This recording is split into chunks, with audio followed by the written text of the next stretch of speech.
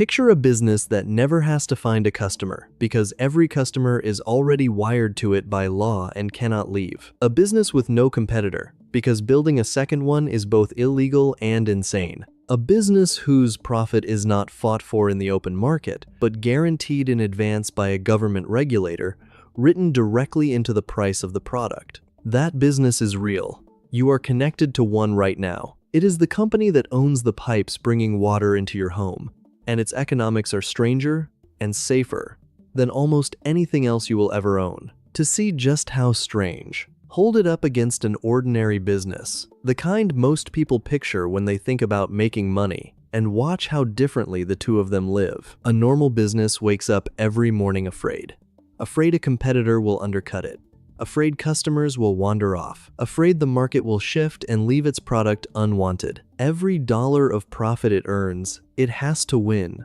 again and again, against people trying to take that dollar away. A water utility wakes up to none of those fears, because the rules of its existence were written to remove them. By the end of this video, you will understand why a water utility is one of the only businesses on Earth that gets paid more for spending more, why it has customers who cannot shop anywhere else, why regulators guarantee its profit instead of competitors threatening it, and why a business this safe can still destroy its owners when one thing goes wrong, as it did to one of the largest water companies in the world. The normal business versus the monopoly. Start with the thing that makes water different from almost every product you buy. There can only be one supplier. Think about what it would take to compete with a water company. You would have to dig up every street, lay a second complete network of pipes running to every home and building, build your own reservoirs and treatment plants, and then somehow convince people to switch from a service that already works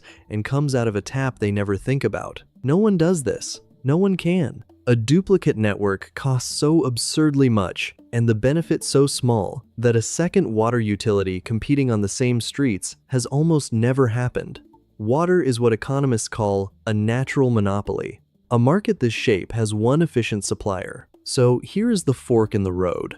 When a market naturally collapses to a single supplier, that supplier could, in theory, charge whatever it wanted. A captive population that needs water to live has no ability to say no. So society made a bargain, a very old and very deliberate one, and that bargain is the entire key to this business. That bargain is this. A government grants the utility its monopoly, protected and exclusive, and in return, the utility submits to a regulator who controls what it is allowed to charge. It gets guaranteed customers and no competition, and the public gets protection from being gouged. It is called the Regulatory Compact, and it has governed water and power and other essential networks for over a century. And buried inside that compact is the mechanism that makes owning a utility so unusual. How a regulator guarantees your profit.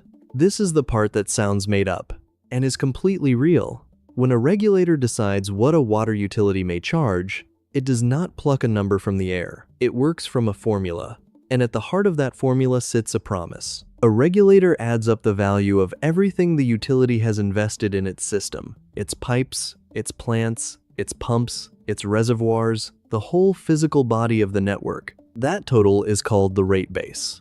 And then the regulator sets prices designed to let the utility earn a specific, approved rate of return on that rate base. A percentage. A guaranteed profit on its invested capital, blessed by the state. The exact number moves with the times and the place, often somewhere in the range of 9 or 10% on the capital. But the principle holds everywhere the compact operates. Whatever the figure, it is a return the utility can count on, not one it has to pray for. Sit with how different that is from a normal business. An ordinary company invests in a factory and then prays the market rewards it. It might earn a fortune.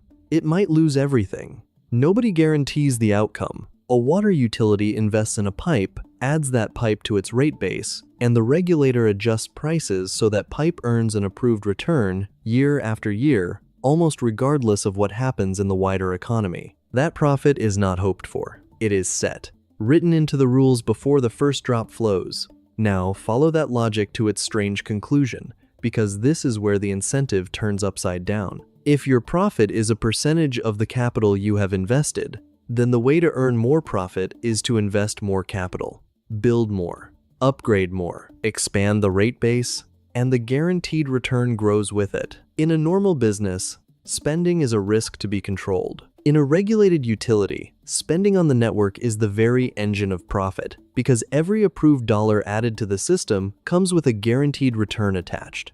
You do not get punished for spending. You get paid for it. That single inversion is the beating heart of the whole industry. And once you see it, you understand why utilities behave the way they do. The customer who cannot leave. Turn to the other side of the ledger, the demand side, and the contrast with a normal business gets even sharper. A normal business fights for every customer and lives in fear of losing them. It advertises, discounts, competes, and still watches people drift to rivals. A water utility does none of this, because its customers are not really customers in the ordinary sense. They are captives, in the gentlest meaning of the word. If you live in a utility's service area, your home is connected to its pipes, and there is no rival pipe to switch to. You cannot take your water business elsewhere. There is no elsewhere. And the demand itself is unlike almost any other product. People need water every single day, in good times and bad, in booms and recessions, whether they feel rich or poor. When money is tight, you cancel the streaming service, skip the restaurant, delay the new phone. You do not stop drinking water, flushing toilets, or washing. Demand barely flinches no matter what the economy does. Economists call this inelastic demand, and water is one of the most inelastic products in existence. A utility can raise its approved rates and watch its revenue hold steady, because the thing it sells is not optional in any real sense. So line the two businesses up. A normal company has customers who can leave and demand that rises and falls with the mood of the economy. A water utility has customers wired to it permanently and demand that holds like bedrock through every storm. One business is exposed on every side. The other is armored on every side. Same word, business, describing two completely different kinds of animal. Why investors call them widow-and-orphan stocks? For a long time, this exact profile earned water and power utilities an old nickname on the stock market, widow-and-orphan stocks. The idea was that these were the safest possible things to own, steady and dull enough that you could hand them to someone with no financial knowledge, a widow or an orphan in the old phrase, and trust them not to blow up. Its reasoning was plain, and it followed from everything we have just walked through. Guaranteed monopoly, captive customers, inelastic demand, a regulator-set return that behaves less like the wild swings of a normal company and more like the steady coupon of a bond. Investors who wanted excitement went elsewhere. Investors who wanted to sleep at night and collect a reliable dividend for decades bought utilities. Even some of the most famous investors in the world have spoken about their fondness for regulated utilities for exactly this reason. The appeal is not the size of the return, it is the certainty of it. In a world where most businesses can vanish in a bad decade, a regulated utility keeps grinding out its approved profit through wars, recessions, and panics. And for a certain kind of patient owner, that reliability is worth more than any lottery ticket. Returns are capped, yes, but they are also defended, and there is a particular kind of investor who will always trade a high ceiling for a solid floor. Honestly, of all the business shapes in this whole series, this is the one I would call the closest thing to a machine that prints a modest, unglamorous, remarkably dependable profit. Not the biggest returns, just the most defended. The costs and the catch. None of this means a water utility is easy money, because owning one comes with a burden most people never think about, and it is enormous. You are not buying a light, clever business. You are buying millions of dollars, sometimes billions, of buried infrastructure, much of it decades old, some of it more than a century old, quietly corroding under the streets. Pipes crack, treatment plants age, pumps fail, water quality standards tighten, and meeting them costs money. A water system's physical body is vast, hidden, and constantly decaying, and the owner is responsible for all of it, every mile of it, forever. Capital required just to keep an old system running, let alone improve it, is staggering. Now, the regulatory compact is supposed to handle this. In theory, the utility spends the capital to fix the network, adds that spending to the rate base, and earns its approved return on the repairs. That decay becomes, in a strange way, A business opportunity, because every dollar spent replacing a Victorian pipe is a dollar that enters the rate base and earns its guaranteed return. And that works, as long as the compact holds, as long as the regulator keeps approving the spending and the returns. There is the catch, hiding in plain sight. Everything about this business depends on the regulator continuing to play its role. The monopoly, the captive customers, the inelastic demand. None of it matters if the regulator decides, for political reasons, to deny a rate increase, or to cut the allowed return, or to refuse to let certain costs enter the rate base. A utility cannot fight back with competition because it has none. It cannot walk away from its obligation to serve. It is entirely, structurally dependent on a political body granting it the returns the compact promises. When that relationship is healthy, the utility is a fortress. When it sours, the fortress becomes a trap. The trap. When the safest business blows up. So how does a business this protected ever destroy its owner?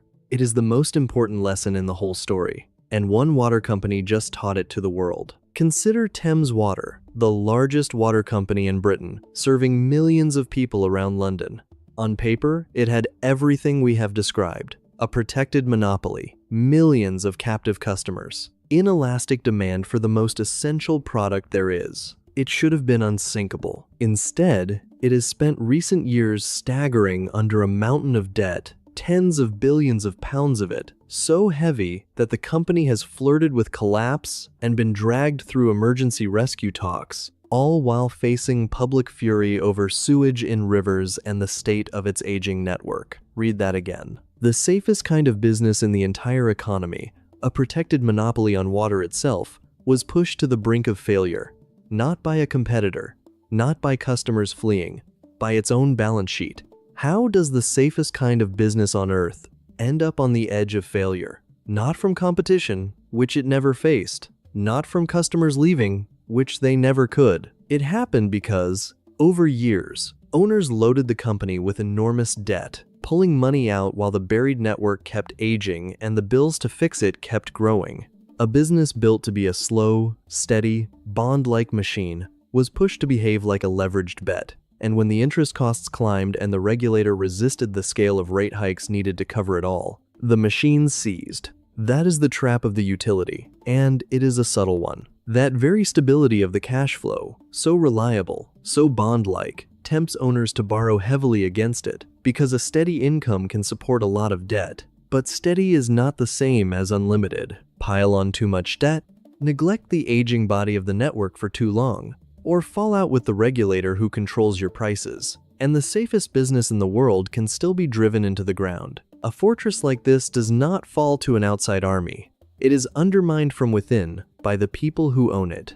A brief history of the compact. To understand why the rules look the way they do, it helps to know where they came from, because none of this was inevitable. In the 19th and early 20th centuries, as cities exploded and clean water became a matter of life and death, societies faced a hard question. Water was too essential to leave to an unregulated monopoly that could charge whatever it liked, and too expensive and too important to duplicate with competing networks. Out of that tension, over decades of law and negotiation and hard experience, the modern regulatory compact was forged. A deal that says, we will let you be the only supplier. We will even guarantee you a fair return. But in exchange you will serve everyone and submit your prices to public control. It was a clever solution to a hard problem, balancing a monopoly the public could not avoid against protections the public needed. Different countries took different paths from there. Some kept their water in public hands. Others, most famously Britain in the late 20th century,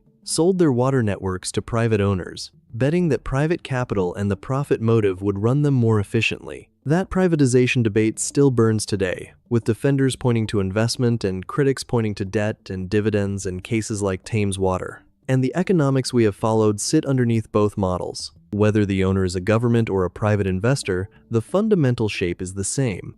A monopoly on an essential product, a captive public, and a set of rules trying to balance the two. How the smart owners run them. So how do the owners who run these well actually do it? Separating the durable operators from the Thames Water cautionary tales, a few disciplines stand out. They respect the bond, And do not gamble it. A wise owner treats a utility as what it is, a slow and steady generator of dependable returns, and resists the temptation to load it with reckless debt in search of faster gains. Its whole value is its stability, and stability is exactly what heavy leverage destroys. They invest in the network relentlessly.